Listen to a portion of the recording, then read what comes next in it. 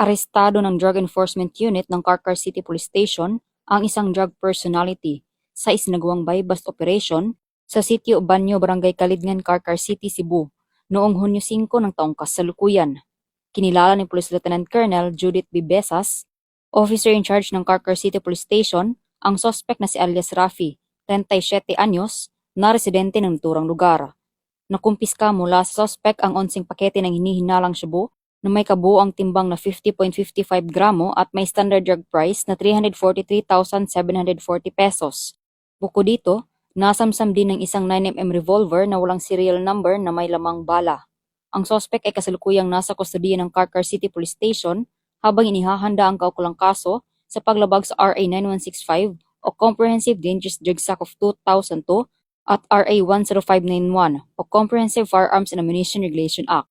Pinuri ng pamunuan ng Cebu Police Provincial Office ang matagumpay na operasyon bilang bahagi ng mas pinaigting na kampanya kontra iligal na droga at kriminalidad sa ilalim ng bagong PNP para sa bagong Pilipinas, serbisyong mabilis, tapat at nararamdaman.